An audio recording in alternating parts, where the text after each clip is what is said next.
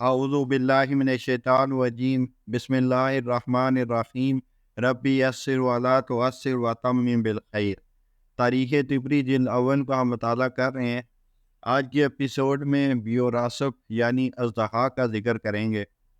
عربی اسے ضحاک کہتے ہیں کیونکہ فارسی میں جو حروف سین اور ذا کے درمیان واقع ہو اسے ذات میں تبدیل کر دیتے ہیں، اور ہا کو ہا میں اور کاف کو کاف میں۔ حبیب بن اوس نے اپنے شعر میں یہی مراد لیا ہے۔ دنیا میں جو کچھ اس نے پایا فرعون، حامان اور قارون نے بھی نہیں پایا، بلکہ وہ دنیا میں اپنے اقتدار میں ضحاک کی مانند تھا، اور اہل یمن اس کی تائید کرتے ہیں۔ حشام بن محمد بن صاحب سے ضحاک کے بارے میں مذکور ہے کہ عجم ضحاک کے بارے میں گمان کرتے ہیں کہ جمشید کا بہنوئی جو کہ ان کے خاندان کے معزز افراد میں سے تھا، اور اس نے اسے یمن کا بادشاہ بنا دیا۔ ضحاک اسی کا بیٹا تھا۔ ضحاک کا نسب، اہل یمن یہ گمان کرتے ہیں کہ وہ انہی میں سے تھا، اور اس کا نسب یوں بیان کرتے ہیں کہ وہ ضحاک بن علوان بن عبیدہ بن عویج ہے، اور اس نے اپنے بھائی سنسان بن علوان بن عبیدہ بن عویج کو مصر کا بادشاہ بنایا تھا، اور وہ خراعاتہ کا پہلا شخص تھا، اور جب حضرت ابراہیم علیہ السلام مصر میں تشریف لائے تو اس وقت وہی مصر کا بادشاہ تھا۔ مذکورہ اژدہا کی جو نسبت حشام نے اہل یمن کی طرف سے یہاں کی ہے، اہل فارس نے اس سے الگ ایک نسبت بیان کرتے ہوئے کہا کہ وہ بیوراسب بن اردوان بن زونیکا بن وریشک بن تار بن فروق بن سیامک بن مشابت بن جومرت۔ انہی میں سے بعض اصحاب نے اس نسب کے ساتھ منسوب کیا ہے۔ اس میں آباء و اجداد کے ناموں میں اختلاف ہے۔ کہا جاتا ہے کہ وہ ضحاک بن اندر ماسب بن زندار بن وندریسج بن تاج بن فریاق بن سہمک بن تازی بن جیومرت، اور مجوسیوں کا گمان ہے کہ تاج میں عربوں کا باپ ہے، اور گمان کرتے ہیں کہ ضحاک کی ماں ودک بنت بیونانجان تھی، اور اس نے شیاطین کا قرب حاصل کرنے کے لیے اپنے باپ کو قتل کر دیا تھا، جس کا بابل میں بڑا مقام تھا۔ اس کے دو بیٹے تھے، ایک کا نام سرخوار اور دوسرے کا نفوار تھا۔ شعبہ کے بارے میں مذکور ہے کہ وہ کہا کرتے تھے کہ وہ کرشش ہے، اللہ تعالیٰ نے اس کو مسخ کر کے اژدہاک بنایا تھا۔ شعبی سے مراد مروی ہے کہ انہوں نے کہا کہ ابجد، ہوز، ہوتی، کلمن، سافس اور کرش ہی سب سے ظالم بادشاہ تھے۔ ایک دن کرش نے سوچا اور کہا کہ اللہ تعالیٰ نے اسے مسخ کر دیا اور اسے اژدہاک بنا دیا۔ عرب اور عجم کے تمام اہل اخبار کا گمان ہے کہ اس نے تمام ملکوں پر قبضہ کیا، اور وہ ایک فاسق و فاجر جادوگر تھا۔ ضحاک و وسواد بادشاہ کا زوال، حشام بن محمد کہتے ہیں کہ ضحاک نے جمشید کے بعد تقریباً 1000 سال تک حکمرانی کی۔ پھر ضحاک کے بعد سوادواد بھی نرس میں آیا، جو کوفہ کی طرف جانے والے راستے کی ایک جانب ہے، اور تمام زمین کا بادشاہ بن بیٹھا، اور لوگوں پر ظلم و ستم کی نئی داستان رقم کرنا شروع کی، ہزاروں لوگوں کو قتل کیا۔ اس نے سب سے پہلے سولی پر لٹکانے اور بدن کے مختلف اعضاء کاٹنے کی سزائیں تجویز کی، زمین پر عشر مقرر کیا، درہم جاری کیے، اور سب سے پہلے گانا گایا، پھر اس کی مدح سرائی میں گانے گائے گئے۔ اژدہا نما پھوڑے، بعض روایات میں ہے کہ ضحاک کے دونوں کندھوں پر اژدہے کی شکل کے پھوڑے نکل آئے، اور جب تک وہ دو انسانوں کو قتل کر کے ان کا دماغ ان پر نہ لگاتا تو یہ پھوڑے حرکت کرتے رہتے تھے، جس کی وجہ سے وہ شدید تکلیف محسوس کرتا تھا۔ چنانچہ وہ روزانہ 2 آدمی قتل کرنے کا حکم دیتا اور ان کا دماغ اپنے پھوڑوں پر لگاتا۔ ضحاک و سرزنش، اس قتل عام کو دیکھ کر بابل سے ایک شخص نکلا اور اس نے ایک جھنڈا گاڑ کر لوگوں کو اس کے نیچے جمع کیا۔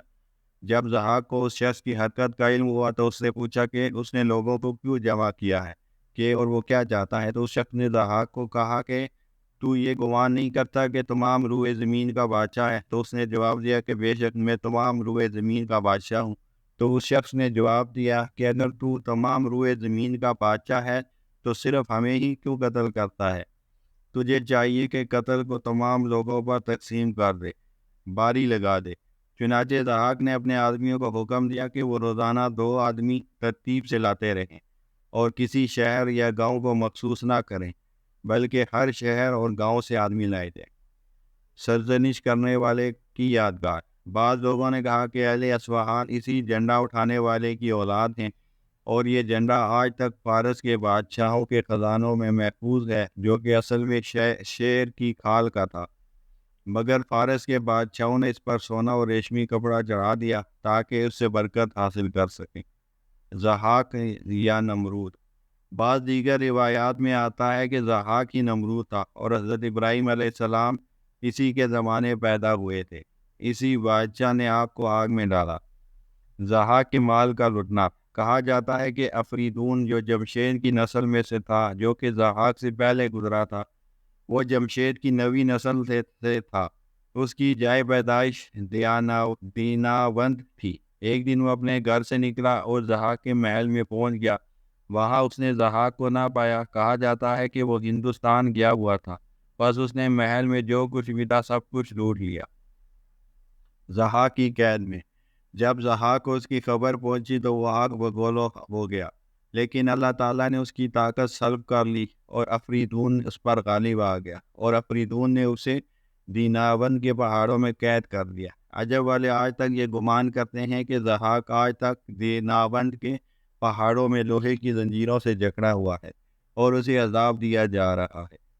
حشام سے مروی ہے کہ ضحاک اپنے گھر پر ہی موجود تھا، لیکن افریدون قلعہ زرنج مہر و زمخر میں داخل ہوا اور سیدھا ضحاک کے گھر پہنچا، اور ضحاک کی 2 بیویوں الوناز اور سواد سے نکاح کر لیا۔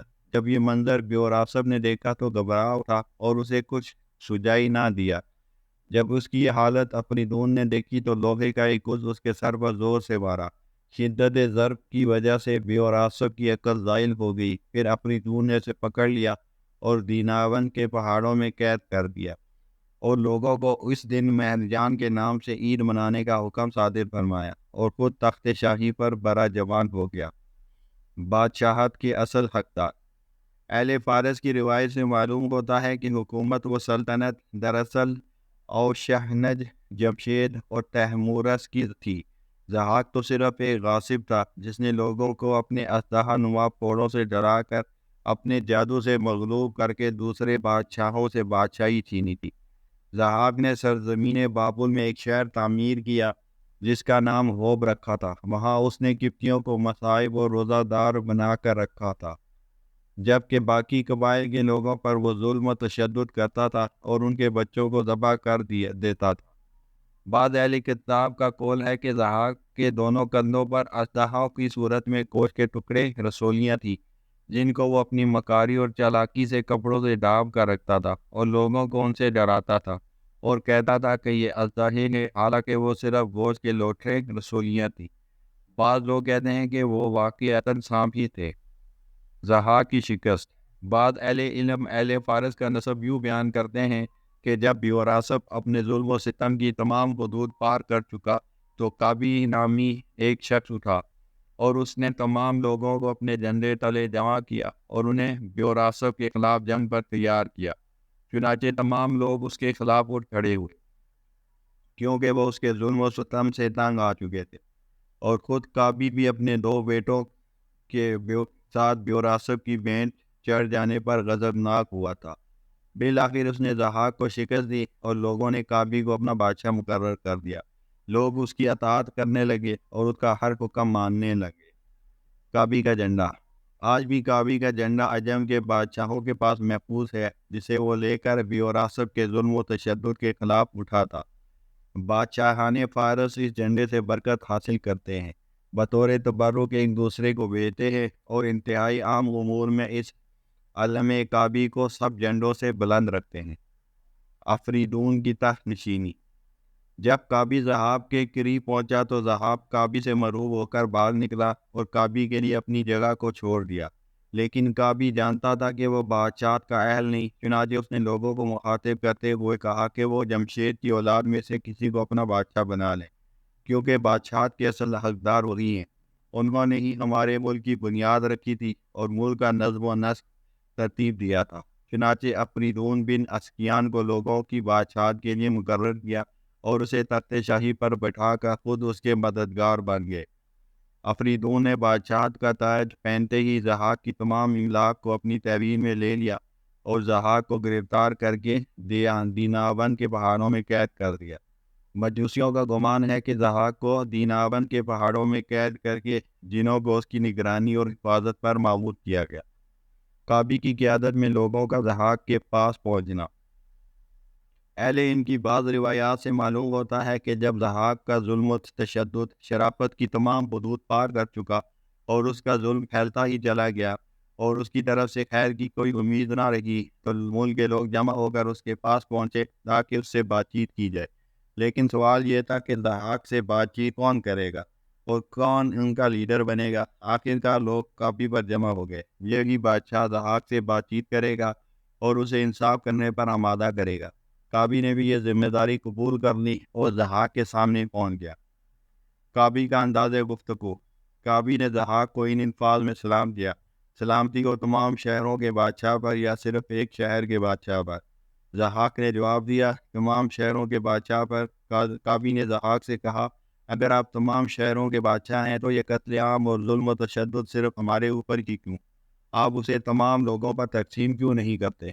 اس کے بعد کابی نے وہ تمام مسائل جن میں تخفیف ممکن تھی بادشاہ کے سامنے بیان کر دیے اور یہ باتیں ضحاک کے دل میں پوری طرح اتار دی۔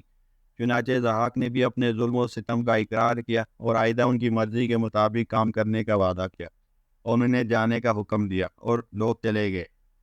کچھ دنوں بعد لوگ دوبارہ آئے اور اپنی اپنی حاجتیں بادشاہ کے سامنے پیش کی، تو بادشاہ نے ان کی تمام حاجتوں کو پورا کر دیا اور لوگ دوبارہ اپنے گھروں کو لوٹ گئے۔ ضحاک کی بدخصلت ماں۔ اہل علم سے یہ بھی مذکور ہے کہ ضحاک کی ماں بدخصلت، متکبر اور شرپسند تھی۔ جب اس نے لوگوں کو ضحاک سے یوں جرأت سے گفتگو کرتے دیکھا تو وہ غیظ و غضب سے بھر گئی اور لوگوں کو چلے جانے کے بعد ضحاک کو لعن طعن کرنے لگی اور اسے ابھارا کہ تو نے ان کو ہلاک کیوں نہ کر دیا، ان میں یہ جرأت و بہادری کہاں سے آ گئی؟